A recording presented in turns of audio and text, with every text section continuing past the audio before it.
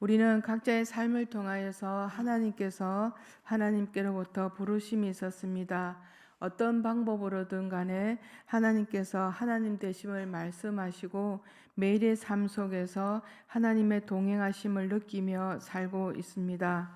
나에게 찾아온 복음의 소식을 통하여서 우리는 하나님께 신앙생활을 통하여 우리 모두가 응답하고 있습니다. 신앙이 어리고 성숙함이 없을 때는 하나님께 드리는 고백에 진정성이 담겨 있지 않았지만 우리의 삶을 통하여 신앙이 깊어질 때마다 하나님의 뜻을 깨닫고 드려지는 고백은 우리 모두가 달라지고 있으실 것입니다.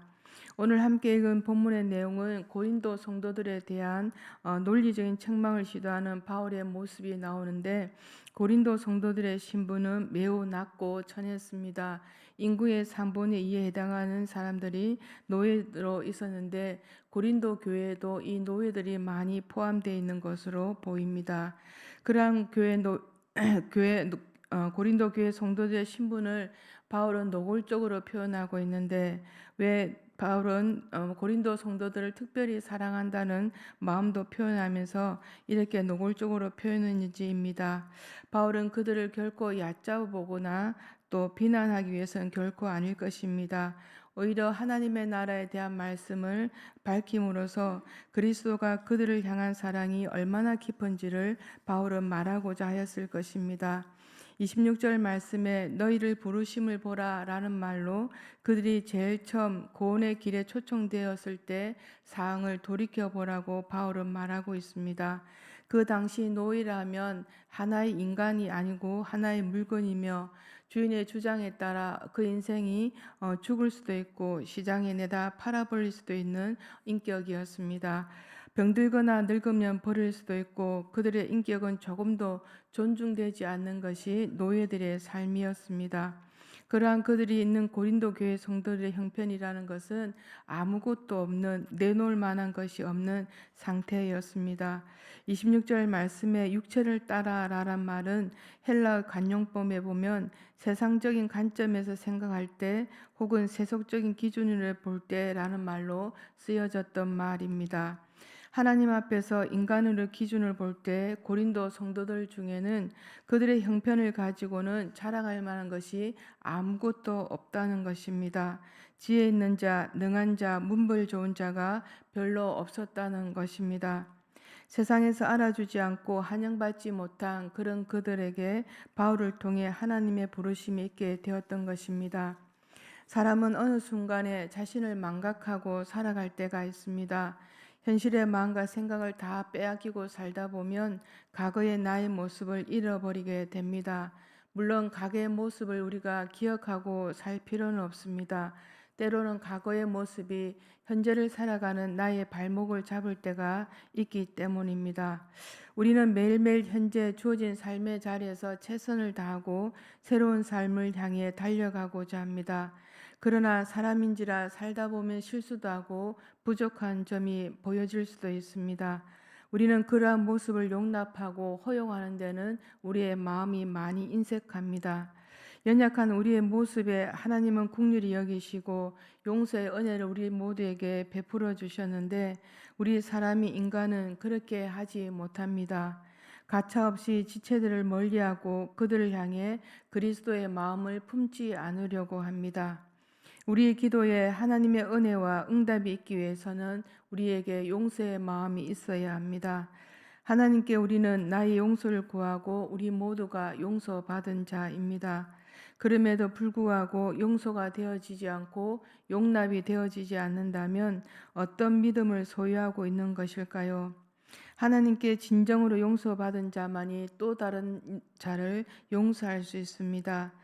우리 모두가 하루를 살아간다는 것이 얼마나 큰 은혜가 아니면 살아갈 수 없음을 고백하게 됩니다. 우리는 그냥 주어진 하루이기 때문에 살아간다고 생각할 수 있지만 세상은 우리 모두에게 그렇게 흘러가 주지 않습니다. 지금도 세상의 시간 속에서는 또 수많은 일들이 일어나고 사라지고 그 속에서 생명이 태어나고 생명이 죽고 한치도 앞을 내다볼 수 없는 시간 속에 우리 모두가 살아갑니다.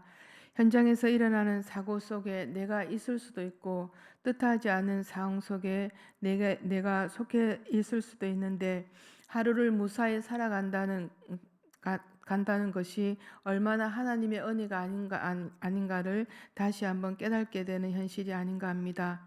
그러한 삶 앞에 우리 모두가 무엇을 자랑할 수 있겠습니까?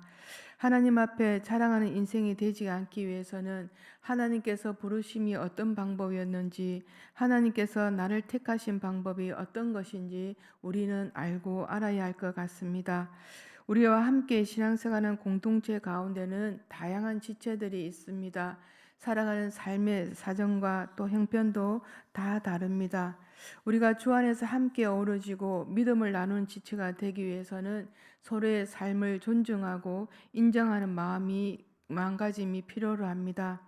우리 모두가 새신자들이 왔을 때 새신자에게 사람을 아는 사람이 7명이 있으면 그 사람은 교회를 떠나지 않는다라는 말을 우리 모두가 들어보셨을 것입니다. 시간이 지나고 보니 어느새 우리 모두가 새신자, 새가족 시절이 있었는데 세월이 지나 그분들을 바라보는 자리에 우리 모두가 와 있습니다. 그분들이 신앙 공동체에 들어와 믿음을 굳게 서기까지는 우리의 많은 성김과 기도와 보살핌이 필요로 합니다. 특별히 아무도 아는 사람이 없는 새 가족이 전도되어 교회에 왔을 때는 많이 낯설고 어색함이 필요로 합니다.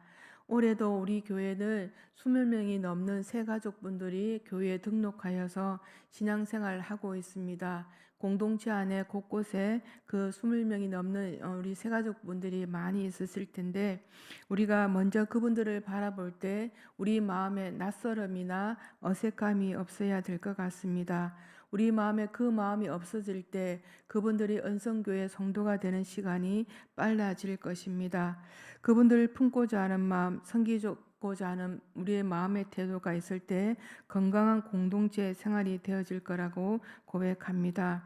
하나님께서는 세상에 미련한 것들을 택하사 또 패하시려고 한다고 말씀합니다.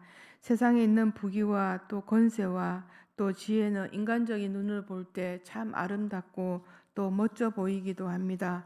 사람들은 그것을 가지기 위해서 온갖 애를 쓰기도 합니다. 그러나 하나님은 그것을 버리신다고 말씀하고 계십니다.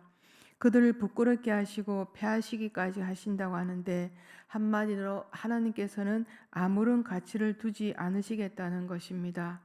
세상의 지혜의 마음을 쏟고 권세와 부귀에 온갖 마음을 쏟는 사람들에게는 하나님을 경외하는 마음이 없기 때문에 설상 그것을 얻고 성취한다 하여도 결국 그것으로 인하여서 자신을 잃어버리게 됩니다. 바람을 잡는 것처럼 어느 한순간에 모든 것이 날아가 버리기도 합니다. 하나님을 떠나 얻어지는 것은 아무리 많이 얻어진다고 하여도 그것이 얻는 것이 되어주지 않습니다. 우리가 누리고 얻는 것도 주 안에서 하나님 안에서 이루어져야 합니다. 하나님 안에서 얻어지는 것은 나를 위한 것만이 아님을 알기에 우리 모두가 움켜쥐지 않게 됩니다. 손을 펴서 함께 나누고 나보다 연약한 이웃이 있다면 기꺼이 우리 모두가 함께 하려고 할 것입니다. 교회 안에서 우리 지체들과의 사이에서 예수 그리스도의 사랑이 흐르지 않는다면 우리가 드리는 기도와 찬양, 예배의 모습에 진정성이 담겨 있지 않게 됩니다. 우리 서로에게 하나님의 사랑, 예수 그리스도의 사랑 마음이 전달되기를 기원드립니다. 우리 안에는 하나님의 임재하여 주시고 예수님이 계십니다. 나를 통하여 내 이웃에게 함께하는 지체들에게 예수님의 사랑이 흘러갈 때 우리 자신도 살아 있습니다.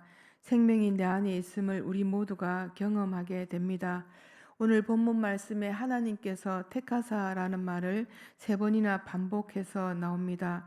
그것은 하나님께서 만세 전부터 이미 선택해 놓으신 자를 때가 되면 불러주신다는 것을 말하고 있습니다. 27절 말씀에 부끄럽게 하신다는 말 속에 인간의 자랑과 교만으로 인해 파벌 분쟁이 빠졌음을 보게 됩니다. 하나님의 구원을 자랑할 것이 없는 자들 향해 하나님은 선택으로 이루어졌습니다. 하나님의 지혜와 능력은 세상에서 멸시와 천대받는 사람들을 향해 나타났습니다. 육체를 가진 그 어떤 존재도 하나님 앞에서 자랑하지 못하게 하기 위함이 이 또한 우리 모두를 사랑하는 하나님의 방법임을 고백합니다. 예수 없는 예수 교회라는 책 제목이 있습니다. 이 책 속에는 건물은 있는데 예수님은 계시지 않습니다.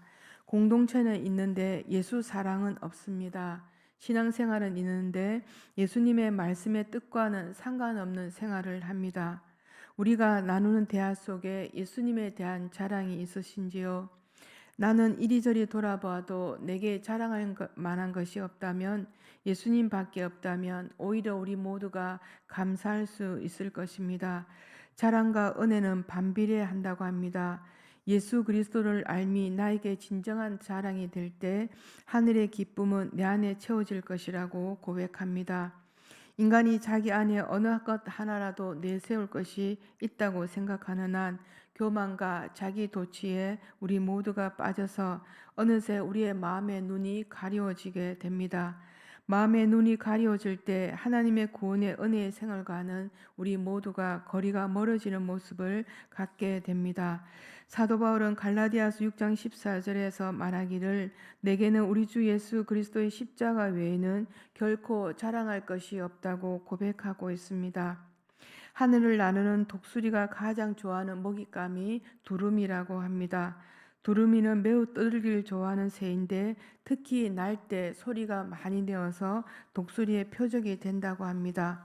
두루미와 독수리의 관계를 볼 수 있는 둑에서 볼 수 있다는 것이 있다면 교회에서나 사이에서도 마찬가지가 아닌가 합니다. 혼자 무언가 다 이루었다고 많은 말들을 하는 사람들이 있습니다. 그 많은 말들이 오히려 자신을 갉아먹는 말인 줄도 모르고 할 때가 있습니다. 사람이 자랑하는 단계가 어디까지나 땅에 머무르는 것밖에 자랑할 수밖에 없습니다. 그 자랑이 우리 영혼의 갈급함을 채워주는 것이 아니라 더 공허함을 안겨준다는 것입니다. 우리의 대화 속에 예수 그리스도가 살아있고 믿음의 말들을 우리 모두가 하게 된다면 우리의 영혼은 건강해질 수 있습니다. 우리의 영혼이 건강해질 때 우리의 자랑 속에 예수 그리스도는 살아있고 하나님의 부르심 앞에 우리 모두가 겸손한 자로 살아갈 수 있습니다. 진정한 하나님의 부르심이 있는 자는 자신이 가지고 있는 것으로 자랑하는 것이 아니라 세상에서 우리를 택하여 주신 하나님께 영광을 돌리고 하나님께 영광을 돌리는 삶을 선택하며 우리 모두가 살아갈 것입니다. 나의 연약함 앞에 작아지지 마시고 그런 나를 택하여 주신 하나님을 우리 모두가 바라보시기를 기원드립니다. 세상이 나를 알아주지 않는다고 속상해하지 마시고 세상에서 구별되게 살아가게 하신 하나님께 감사의 고백을 드린다면 우리의 삶은 매일매일 힘을 얻게 될 것이라고 고백합니다. 하나님의 부르심, 하나님의 구원의 은혜 우리 모두에게 값없이 임하여 있습니다. 오늘도 나의 공로, 나의 자랑으로 삶을 이어가는 것이 아니라 하나님의 은혜, 구원의 은혜로 삶을 살아내는 우리 모두가 되시기를 간절히 기원드립니다.